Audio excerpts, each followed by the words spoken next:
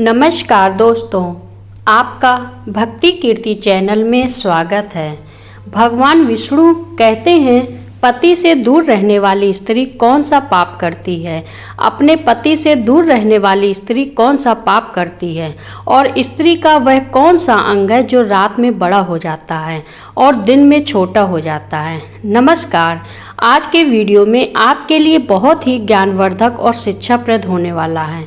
आज हम आपको बताएंगे कि स्त्री का कौन सा अंग है जो रात को बड़ा हो जाता है और दिन में छोटा हो जाता है। यह कहानी बहुत ही ज्ञानवर्धक है, इसलिए आपसे निवेदन है कि इस वीडियो को लास्ट तक जरूर देखें। यह कहानी ध्यानपूर्वक भी सुने, आपके जीवन में बहुत काम आएगी। मित्रों, शुरू करते हैं कहानी को और इस कहानी के माध्यम से आपको स्त्री के उस अंग के बारे में बताएंगे जो रात को बड़ा हो जाता है और दिन में छोटा हो जाता है। एक समय की बात है, माता लक्ष्मी धरती लोक पर भ्रमण कर रही थी। तभी उन्होंने एक स्त्री को जंगल में देखा जो विवाहित स्त्री थी। वह स्त्री पराय पुरुष से संबंध बना रही थी। उस स्त्री को ऐसा करता देखकर माता लक्ष्मी आश्चर्य में पड़ गई। तब माता लक्ष्मी विचार करने लगी कि यह एक विवाहित स्त्री है, शादीशुदा स्त्री है और फिर भी पराय पुरुष के साथ संबंध स्थापित करती है। ऐसा करना एक विवाहित स्त्री के लिए ठीक नहीं है। यह बहुत ही गलत और घिनौना कार्य है। स्त्रियां ऐसा क्यों करती हैं? जो स्त्री पति की लंबी आयु के लिए करवा चौथ का व्रत करती हैं और वही स्त्री पराय पुरुष के साथ संबंध स्थापित करे, यह विधाता का कैसा खेल है? इसके बारे में मुझे जरूर जानना चाहिए। मित्रों, फिर माता लक्ष्मी विचार करती हैं कि अब इसके बारे में मैं कैसे पता लगाऊं कि स्त्रियां ऐसा क्यों करती हैं। तभी माता लक्ष्मी के दिमाग में आता है कि क्यों ना भगवान विष्णु से इस सवाल का जवाब पूछा जाए। वही इस बात को सही तरीके से बता पाएंगे कि एक विवाहित स्त्री जो करवा चौथ का व्रत रखती है पति की लंबी आयु के लिए और वह पराय मर्दों के साथ संबंध बनाए, आखिर वे ऐसा कैसे कर सकती है। मित्रों, इस रहस्य को जानने के लिए माता लक्ष्मी भगवान विष्णु के पास पहुंच जाती हैं। माता लक्ष्मी को चिंतित देखकर भगवान विष्णु ने कहा, हे देवी, आज तुम्हारा चेहरा देखकर मुझे ऐसा लगता है कि तुम कोई आश्चर्यजनक बात हमसे पूछने के लिए आई हो। अब तुम बताओ, क्या पूछना चाहती हो? तुम निसंकोच होकर पूछो। तब माता लक्ष्मी ने भगवान विष्णु से कहा, हे प्रभु, मैं आज जब धरती लोक पर भ्रमण कर रही थी तो मैंने एक विवाहित स्त्री को पराय पुरुष से संबंध बनाते हुए देखा। मैंने देखा कि स्त्रियां जो होती हैं वह करवा चौथ का व्रत धारण करती हैं ताकि पति की आयु लंबी हो जाए, लेकिन फिर वही स्त्री पराय पुरुष के साथ संबंध बनाए, तो यह कैसे हो सकता है? स्त्री का कैसा काम करना बहुत गलत है। ऐसी स्त्री क्यों करती है? और साथ ही हे प्रभु, इसके साथ ही मेरा आपसे एक सवाल यह भी है कि स्त्रियों को वह कौन सा अंग होता है जो रात को बड़ा हो जाता है और दिन में छोटा हो जाता है? मेरे यही दो सवाल हैं जो आपसे मैं जानने आई हूँ। इसीलिए हे प्रभु, इन सवालों का जवाब देने की आप कृपा करें। मैं इस बात को समझना चाहती हूँ कि करवा चौथ का व्रत रखने वाली स्त्रियाँ यानी पतिव्रता बनने वाली स्त्रियाँ पराय पुरुषों के साथ संबंध क्यों बनाती हैं? वे ऐसा क्यों करती हैं? और वह अंग कौन सा होता है जो रात को बड़ा और दिन में छोटा हो जाता है? इनका अर्थ क्या है? और स्त्रियां अपने पति के साथ धोखा क्यों करती हैं? तो मित्रों, माता लक्ष्मी की बात सुनकर भगवान विष्णु कहते हैं, हे देवी, तुमने आज जो यह दो प्रश्न मुझसे पूछे हैं, इनमें समस्त मानव जाति का कल्याण छिपा हुआ है। इसीलिए मैं तुम्हारे इन प्रश्नों का जवाब एक छोटी सी कथा के माध्यम से बताऊंगा, लेकिन आपको ध्यानपूर्वक हमारी इस कथा को पूरा सुनना होगा। मित्रों, तब माता लक्ष्मी वचन देते हुए कहती हैं, ठीक है प्रभु, मैं आपको वचन देती हूँ कि आप जो भी कथा सुनाएंगे मैं उसे ध्यानपूर्वक पूरा सुनूंगी। अब आप अपनी कथा आरंभ कीजिए और हमारी शंका का समाधान कीजिए। मित्रों, तब भगवान विष्णु कथा को आरंभ करते हैं और कहते हैं, हे देवी, एक समय की बात है, किसी गांव में एक भगीरथ नाम का पंडित अपनी पत्नी धारिणी के साथ रहता था। वह बहुत ही ज्ञानी था। वह पंडित नक्षत्र का भी बहुत बड़ा ज्ञानी था, यानी पुत्र हो या पुत्री, उसके नक्षत्रों को अच्छी तरह से देख लेता था। उनकी जन्म कुंडली भी बना देता था। उसे शास्त्रों का भी बहुत अच्छा ज्ञान था।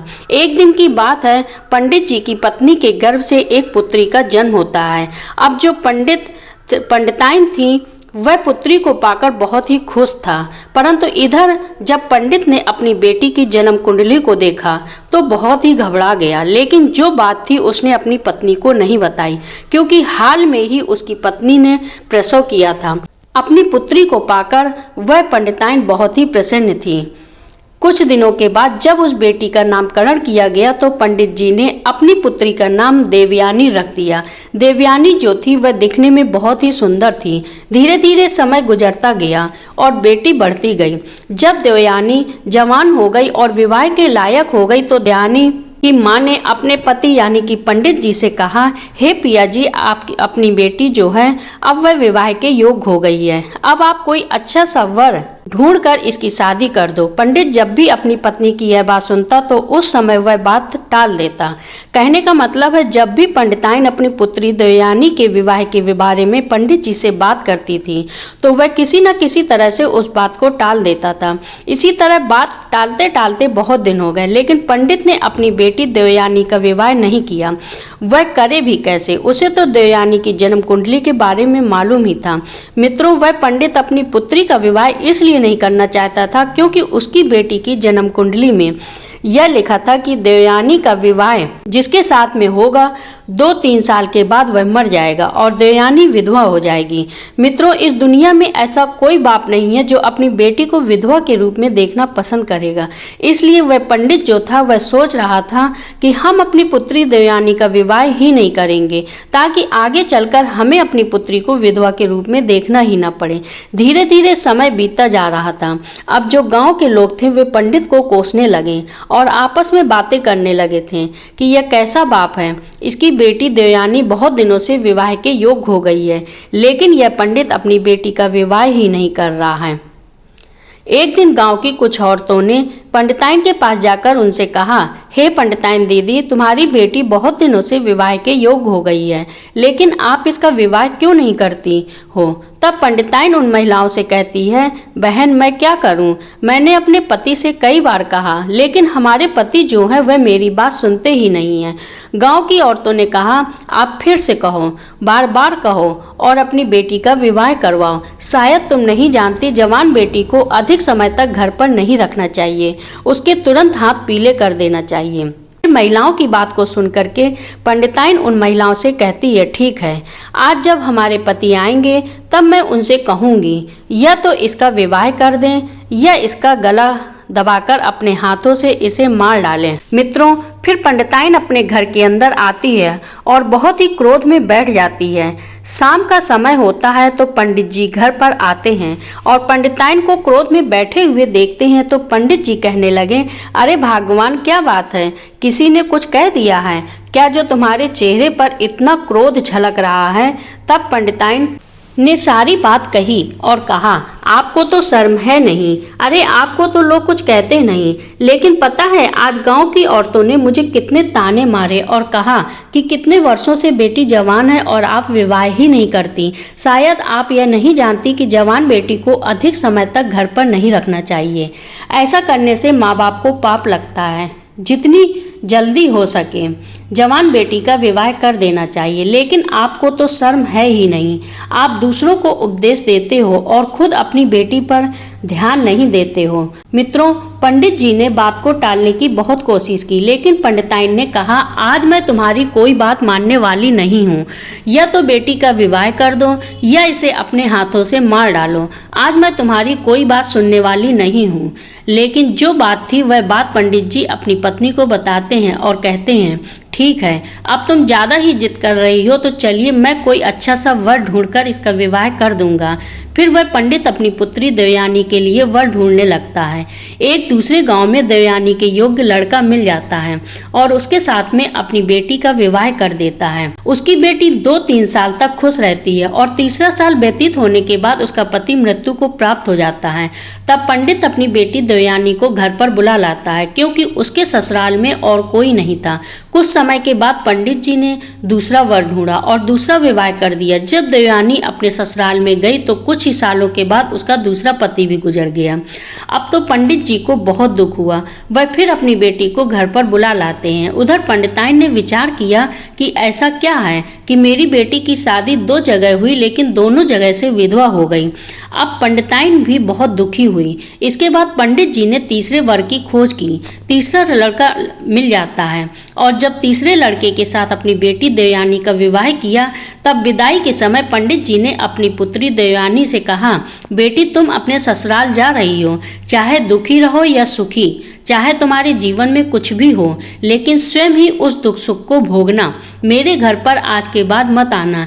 यह समझ लेना कि तुम्हारे माता पिता इस दुनिया में नहीं हैं। इतना कहने के बाद उन्होंने अपनी बेटी को विदा कर दिया। अब बेटी अपनी ससुराल चली जाती है और उधर पंडिताइन जब अपने पति से बेटी के प्रति ऐसा कहते हुए सुनती है तो वह अपने पति पंडित जी से कहती है, स्वामी आप एक बात बताइए, आपने अपनी बेटी से ऐसा क्यों कहा कि हमारे घर पर कभी मत आना? क्या वह आपकी बेटी नहीं है जो आपने उसे यह कहा कि स्वयं अपना ध्यान रखना, पति का ध्यान रखना, आप उसे ऐसा कह सकते हैं? तो मित्रों, पंडित जी अपनी स्त्री को अपनी पुत्री की कुंडली के बारे में बताना तो नहीं चाहते थे, परंतु पत्नी के बार बार पूछे जाने पर उसने अपनी स्त्री से कहा, हे प्रिय, जब तुम्हारी पुत्री का जन्म हुआ था तब मैंने उसकी जन्म कुंडली देखी थी। उसके नक्षत्र विवाह के प्रतिकूल थे। उसकी जन्म कुंडली में दोष था कि हमारी पुत्री का विवाह जिससे भी होगा वह 2-3 साल के बाद मर जाएगा या उससे पहले भी उसकी मृत्यु हो सकती है। हे प्रिय, अब हमारी उम्र भी हो चुकी है। अब हम अपनी पुत्री को कब तक बैठाकर खिलाते रहेंगे? कल को यदि हम न रहें तो हमारी पुत्री यहाँ क्या करेगी? अगर वह अपने घर पर रहेगी तो क्या पता भगवान की कृपा होगी और उसके पास बाल बच्चे हो जाएंगे तो बड़े आराम से अपना जीवन गुजार लेगी, ससुराल में व्यतीत कर लेगी। मित्रों, अपने पति की बात सुनने के बाद उस पंडित की पत्नी को अपने ऊपर बहुत शर्म आने लगी कि मैंने अपने पति को कितना बुरा भला कहा, परंतु उन्होंने हमारी पुत्री का भला ही चाहा था, इसलिए उसका विवाह किसी से नहीं करना चाहते थे। मेरी ही गलती के कारण 2 लोगों की जानें चली गईं। अब इधर कुछ समय बीतने के बाद उस पंडित की पुत्री के विवाह को 3 साल हो चुके थे। उन 3 सालों में उस पंडित की पुत्री के 2 पुत्र हुए। बड़े पुत्र का नाम वेद और छोटे पुत्र का नाम यश था। अब ऐसे ही समय बीत रहा था, फिर एक दिन अचानक ही उनके पिता की मृत्यु हो गई और अब उसके तीसरे पति की भी मृत्यु हो गई थी, जिस वजह से पंडित की पुत्री बहुत परेशान हुई और विधवा हो गई। अब वह अपनी दोनों संतानों के साथ ही अपने घर पर अपने बच्चों का पेट पालने लगी, क्योंकि उसके पिता ने भी उसे मायके आने से मना कर दिया था। इस वजह से वह अपने पिता के घर भी नहीं जा सकती थी। कुछ समय बाद उस पंडित की पुत्री के जो पुत्र थे वे बड़े हो चुके थे और अपने कार्य को स्वयं करने लगे थे। बड़ा बेटा जो वेद था वह एक व्यापारी बन चुका था और शहर में उसका खुद का व्यापार था। वह अनाज की खरीदारी करता था और उसे शहर में ले जाकर बेचता था। उसकी राशन की एक बहुत बड़ी दुकान भी थी। वेद का एक बहुत ही अच्छा मित्र था जिसका नाम श्याम था। वह उसके गांव के बगल वाले गांव में रहता था। वेद का जो छोटा भाई था यश, अभी वह पढ़ाई कर रहा था। जब वेद बड़ा हो गया और अपने पैरों पर खड़ा हो गया तो उसकी मां ने उसका विवाह पास के गांव की एक लड़की जिसका नाम माया था उससे कर दिया। माया बहुत ही शर्मीली लड़की थी। वह जितनी शर्मीली थी उतनी ही रूपवती भी थी। वेद की पत्नी बनने के सारे गुण माया के अंदर विद्यमान थे। माया जिस गांव में रहती थी उसी गांव में श्याम रहता था। जब वेद की शादी हो गई तो कुछ दिनों बाद वेद फिर से व्यापार के लिए सिलसिले में अपनी पत्नी माया को गांव में ही मां की सेवा के लिए छोड़ गया। अपने व्यापार को संभालने के लिए वह शहर चला गया। वेद यह समझ गया था कि उसका छोटा भाई पढ़ रहा है और उसकी पढ़ाई में कोई बाधा न हो और उसे खाना पानी मिलता रहे, जिससे वह समय पर सारे कार्य कर पाए। उसकी मां की उम्र भी हो चुकी थी, जिससे उन्हें भी कार्य करने में तकलीफ होती थी। इसलिए ही वेद ने अपनी पत्नी माया को गांव में ही छोड़ने का फैसला लिया था। जब भी माया को कुछ चाहिए होता था तो वेद श्याम से कहकर माया को सामान दिलवा दिया करता था। यदि माया को कहीं आना जाना भी होता था तो वेद श्याम से कहकर माया को उस जगह पर पहुंचा दिया करता था। माया भी शुरुआत में अपनी सासू माँ की बहुत सेवा करती थी और अपने पति वेद से प्रेम करती थी। अब समय ऐसे ही बीत रहा था। फिर इधर माता लक्ष्मी को कथा सुनाते हुए भगवान विष्णु कहते हैं, हे देवी, अचानक से एक दिन श्याम वेद के घर आया। उस दिन वेद की पत्नी माया घर पर कोई कार्य कर रही थी। तब उसने बाहर से आवाज लगाई, अरे भाभी, कहाँ हो? बाहर निकल कर आओ। आपके पिताजी की तबीयत बहुत ही खराब है और उन्होंने मुझे आपके पास भेजा है। वे आपसे मिलना चाहते हैं। जब माया ने श्याम की इतनी बात सुनी तो भागती हुई श्याम के पास पहुंची। इतने में माया की सास भी आ जाती है। जब श्याम को बाहर देखती है तो वह श्याम के घर आने का कारण पूछती है। तब श्याम कहता है, माँ माया भाभी के पिता की तबीयत बहुत खराब है। उन्होंने शीघ्र इन्हें लाने के लिए भेजा है, इसीलिए मैं यहाँ आया हूँ। जब माया की सास ने श्याम की बात सुनी तब वे माया से कहने लगी, तुम जल्दी जाओ और अपने पिता की देखरेख करो। मित्रों, फिर आगे भगवान विष्णु कहते हैं, हे देवी, तभी माया श्याम के साथ उसकी घोड़ा गाड़ी पर बैठकर अपने गांव की ओर चल देती है। जब घर जाकर उसने अपने पिता को अच्छे से देखा और उनकी देखभाल की तो धीरे धीरे उसके पिता के स्वास्थ्य में सुधार आने लगा। उधर माया का पति तो बाहर रहता था। माया अपने मायके आ चुकी थी, इसलिए वह अपने पिता की देखरेख में लगी रहती थी। उधर श्याम भी रोजाना माया के पिता का हाल लेने के लिए जाया करता था।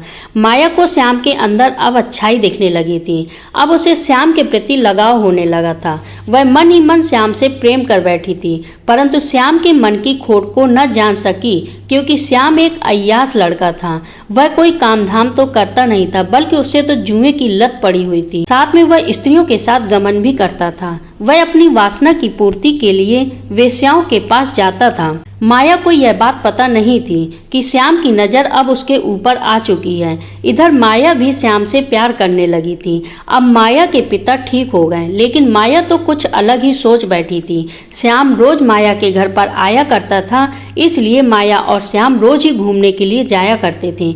एक दिन जब वे दोनों घूमने गए हुए थे तब माया ने श्याम से कहा, श्याम, अगर तुम मेरी बात का बुरा ना मानो तो मैं तुमसे एक बात कहना चाहती हूँ। तब श्याम ने माया से कहा, कहो भाभी, मैं आपकी बात का कभी बुरा नहीं मानूंगा। आज तक बुरा नहीं माना तो फिर अब क्यों मानूंगा? श्याम ने ऐसा जताते हुए बोला कि जैसे मैं दूध का धुला हुआ हूँ। फिर भगवान विष्णु कहते हैं, देवी, जब श्याम के मुंह से माया ने भाभी शब्द सुना तो वह गुस्से से बोली, श्याम, आज के बाद कभी भी तुम मुझे भाभी कहकर नहीं बुलाओगे, अन्यथा यह तुम्हारे लिए अच्छा नहीं होगा।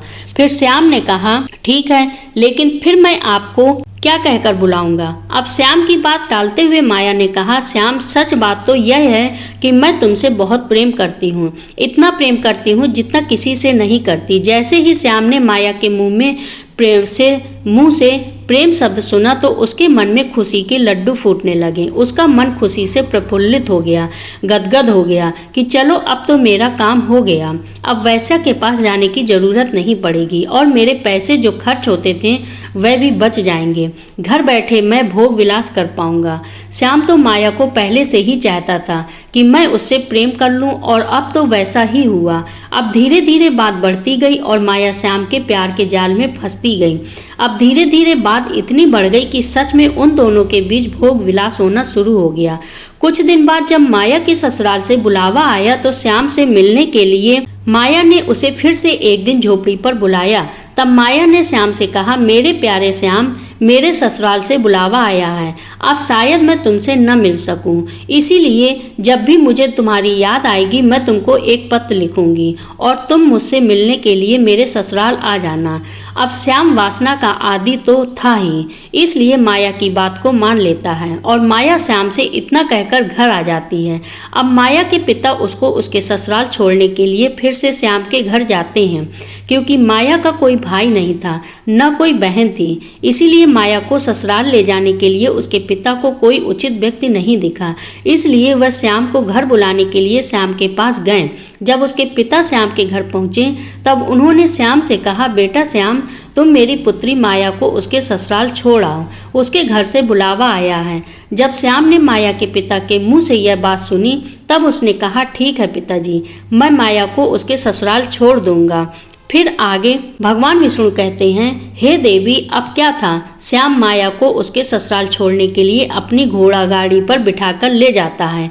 अब दोनों घोड़ा गाड़ी पर बैठकर जंगल के कच्चे रास्ते से होते हुए माया के ससुराल पहुंच जाते हैं। फिर उधर श्याम माया को उसके ससुराल में छोड़कर अपने घर को लौट जाता है।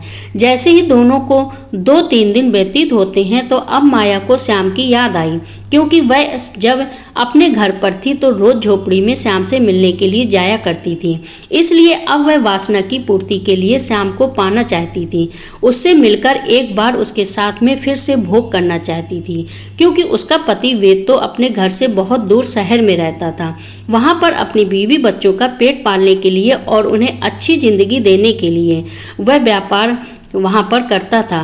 वेद मुश्किल से 5 या 6 महीने में एक बार अपने घर पर आता और 5-6 दिन के बाद वह पुनः चला जाता था।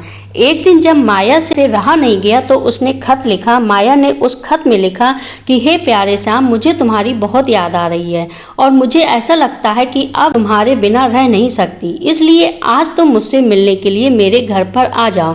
अब क्या था, जब श्याम को माया का खत मिला तो वह फौरन उससे मिलने के लिए उतावला होकर चल दिया।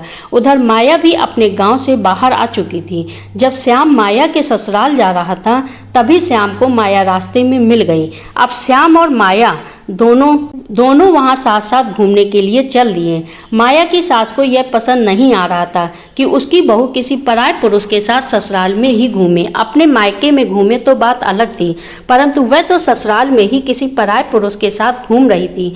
वह उसे बुलाने आता तो भी माया की सास को पसंद नहीं आता था। फिर आगे भगवान विष्णु कथा को सुनाते हुए कहते हैं, हे देवी, आप जिसको देखकर आ रही हो यह उसी स्त्री की कहानी मैं आपको सुना रहा हूँ, अब आगे सुनो। उधर श्याम भी माया से मिलकर चला जाता था और फिर से 3-4 दिन बाद वह वापस आता था।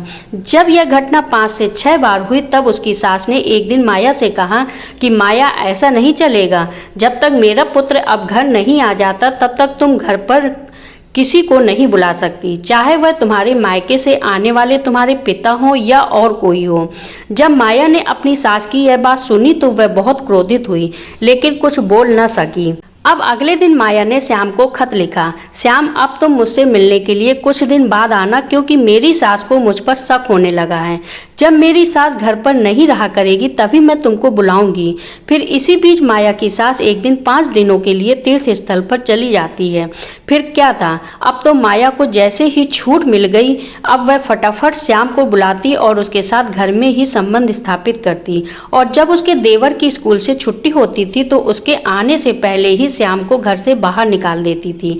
एक दिन की बात है, जब माया ने श्याम को अपने घर बुला रखा था तभी अचानक से माया का देवर यश वहां पर आ जाता है। तब वह देखता है कि उसकी भाभी माया श्याम को रसोई घर में बैठाकर खाना परोस रही है। यश को श्याम के चरित्र के बारे में सब कुछ पता था। वह जानता था कि श्याम किस प्रकार का लड़का है और वह कौन कौन से कार्य करता है। इसलिए यश ने अपनी भाभी से कहा, भाभी, आप किसी ऐरे गहरे को इस प्रकार घर पर नहीं बुला सकती और शायद आप इसके चरित्र के बारे में नहीं जानती, तभी तो आप इसे बड़े प्रेम से बातें करती हो और इसके साथ घूमती हो। यह आप बहुत गलत कर रही हो, आप इसका साथ छोड़ दो, नहीं तो मैं आपकी शिकायत भैया जी से कर दूंगा। फिर भगवान विष्णु कहते हैं, देवी, जब श्याम ने यश की ऐसी बात सुनी तो वह गुस्से में वहां से चला गया। माया को अपने देवर यश की बात पसंद नहीं आई। माया तुरंत भागकर बाहर गई और श्याम से बोली, श्याम, तुम गुस्सा मत होना, मैं यश को सबक अवश्य सिखाऊंगी। श्याम ने कहा, ठीक है माया, अगर तुम ऐसा कहती हो तो ठीक है, अन्यथा मैं अब यहाँ पर कभी नहीं आऊँगा। इतना कहकर श्याम वहाँ से चला जाता है और इधर माया भी अंदर घर में पहुँच गई। वह सोचने लगी, अगर यश घर पर रहेगा तो जरूर ही मेरे और श्याम के बीच में रुकावट बनेगा। मैं एक काम करती हूँ, इस भोलू को जहर देकर मार देती हूँ, तब हमारे बीच की रुकावट और यह कांटा हमेशा के लिए निकल जाएगा। फिर भगवान विष्णु कहते हैं, देवी, माया अपने मन में यही सोच के अगले दिन जब वह खाना बना रही थी उसने खाना बाहर निकाल लिया और उसने अपने देवर के खाने में जहर मिला दिया। जब यश ने खाना खाया तो उसकी मृत्यु हो गई। अब कोई यह जान भी नहीं पाया कि यश की मृत्यु कैसे हुई। यश की माँ बहुत दुखी होती है। उधर माया मन ही मन बहुत प्रसन्न हो रही थी कि चलो अब मेरे और श्याम के बीच का कांटा हमेशा के लिए मिट गया। अब हमारे प्यार के बीच में और कोई नहीं आएगा। जब यह बात शहर में वेद को पता चली तो वह कामकाज को छोड़ करके तुरंत अपने गांव लौट आता है और गांव पहुंचकर जब उसने अपने भाई यश को मृत अवस्था में देखा तो उसके प्राण पसीज गए, क्योंकि वह अपने भाई के लिए ही तो बाहर रह रहा था कि उसे अच्छी शिक्षा दे सके और उसे अच्छा खाना दे सके। इसलिए ही उसने अपनी पत्नी को घर पर ही छोड़ रखा था कि उसे खाना न बनाना पड़े, घर का काम न करना पड़े और अपने भविष्य की उसे चिंता न करनी पड़े, ताकि वह पढ़ाई पर ध्यान दे पाए। लेकिन उसका भाई तो मर चुका था। कुछ दिन वेद घर पर रुकता है और कुछ दिनों के बाद में वेद अपनी पत्नी माया को छोड़कर पुनः व्यापार के सिलसिले में फिर से शहर को चला जाता है। अब माया फिर से प्रक्रिया दोहराने लगती है। कुछ दिन ऐसे ही बीते तो माया की सास ने माया से कह दिया कि देखो माया, हमारे घर पर यह सब नहीं चलेगा। अगर दोबारा ऐसा कुछ हुआ तो मैं तुम्हारी यह बात वेद से शिकायत कर दूंगी। जब माया ने अपने प्रेमी श्याम के बारे में ऐसा सुना तो वह जोर से बोली, जिसको जो करना है वह कर लो, कोई बाल भी बाका नहीं कर सकता। मैं किसी से डरती नहीं हूँ, मैं श्याम से बहुत प्यार करती हूँ। जब माया की सास ने माया के मुंह से ऐसा सुना तो माया से बोली, यह तू क्या बकवास कर रही है? तू उस पराय पुरुष के लिए अपने पति के साथ दगा कर रही है। मुझे तो लगता है मेरे पुत्र को तूने ही मारा है। जब तू ऐसा कह सकती है तो मेरे पुत्र को भी मार सकती है। फिर क्या था? माया को फिर से गुस्सा आ गया और माया गुस्से से बोली, हाँ मैंने ही मारा है बुढ़िया, और मैं तुझे भी मार दूंगी। अगर तू मेरे और श्याम के प्यार के बीच में दीवार बनी तो तुझको भी मैं नहीं छोड़ने वाली। फिर अचानक से एक दिन वेद को पता चला कि उसकी माँ की मृत्यु हो गई, तो वह सब कुछ छोड़कर चला आता है और वह देखता है कि उसकी माँ की मृत्यु हो चुकी है। जब माया का पति माया से पूछता है तो वह कुछ नहीं कहती, लेकिन वेद को अब माया के ऊपर शक हो रहा था। वेद के बार बार पूछने पर माया जो वह सब सच सच बता देती थी कि मैं श्याम नाम के लड़के से प्यार करती हूँ और आपका भाई और आपकी माँ मेरे प्यार के बीच में रुकावट बन रहे थे और इसलिए मैंने उनके खाने में जहर मिलाकर बारी बारी से उनको मार दिया। मैं श्याम से बहुत प्यार करती हूँ, मैं उसके बिना नहीं रह सकती हूँ। जैसे ही वेद ने अपनी पत्नी के मुँह से यह बात सुनी कि मैं श्याम से प्यार करती हूँ, जो श्याम वेद का बहुत ही अच्छा दोस्त था, वेद ने अपनी पत्नी माया से कुछ नहीं कहा, बस इतना कहा कि अब तुम ऐसा करो, जितना जल्दी हो सके तुम मेरे घर से निकल जाओ और अपने प्रेमी श्याम के पास चली जाओ, क्योंकि वही तेरे लायक है और वही तेरी अच्छी देखभाल करेगा। फिर क्या था, अब तो माया को छूट मिल चुकी थी। उधर श्याम भी आ चुका था। माया श्याम के साथ घर पर जा पहुंचती है। कुछ दिन तक तो सब ठीक था, लेकिन कुछ दिन के बाद माया को पता चला कि श्याम बहुत ही नीच जाति का व्यक्ति है। वह पराई औरतों पर अपनी गंदी नजर रखता है और उसके यहाँ बकरी का एक तबेला है और वह बकरी भी चराता है। अब तो माया अपने प्रेमी श्याम के साथ बकरी चराने लगी और अपने भाग्य को कोसने लगी और कहने लगी कि यह कहाँ मैं फंस गई। अरे मैं तो एक रानी की तरह अपना जीवन व्यतीत कर रही थी, कहाँ वासना के चक्कर में फंसकर मैंने अपने पैरों पर कुल्हाड़ी स्वयं ही मार ली है। अब मेरा बुढ़ापा कैसे कटेगा। फिर भगवान विष्णु कहते हैं कि देवी यही सोच सोचकर माया अपना माथा पीट रही थी और अपने किए पर पछता रही थी। उधर वेद ने एक अच्छी सी स्त्री को देखकर विवाह कर लिया और दोनों साथ साथ रहने लगे। उधर माया का श्याम के साथ बहुत बुरा हाल था। वह अपने भाग्य को बार बार कोस रही थी कि यदि उसने वेद को धोखा न दिया होता तो आज वह एक रानी की तरह राज्य कर रही थी। फिर भगवान विष्णु कहते हैं, देवी स्त्री को आज तक न कोई समझ पाया है और न ही कोई समझ पाएगा। स्त्री एक ऐसा माया जाल है जो समय आने पर बदल जाता है। स्त्री अपनी हो या पराई, उस पर कभी भी भरोसा नहीं करना चाहिए। भगवान विष्णु आगे कहते हैं कि देवी मैं खुद पता नहीं लगा सकता कि स्त्री के अंदर क्या चल रहा है। हमने स्त्री को बनाया जरूर है, लेकिन फिर भी मैं स्त्री के अंदर की बात को नहीं जान सकता और इस संसार में ऐसा कोई नहीं है जो स्त्री के मन की बात जान सके।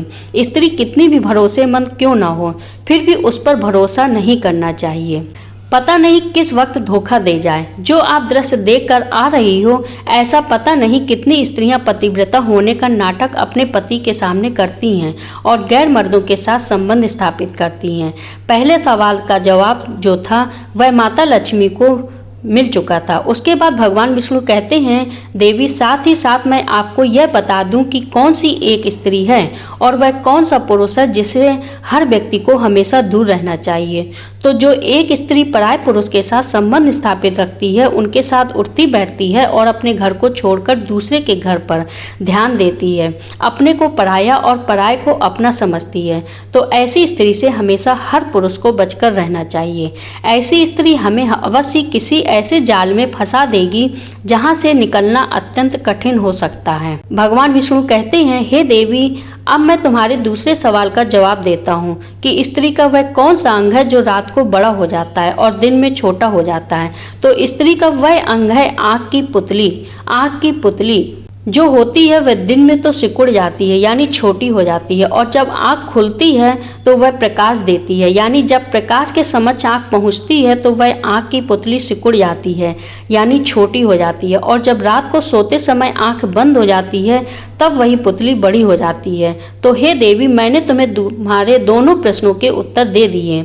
अपने दोनों प्रश्नों का जवाब पाकर माता लक्ष्मी प्रसन्न हो जाती है और फिर से भ्रमण करने के लिए निकल जाती है। अगर यह कहानी आप लोगों को पसंद आई हो तो कमेंट बॉक्स में जय माँ लक्ष्मी अवश्य लिखें और चैनल को लाइक करें, सब्सक्राइब करें और शेयर करें।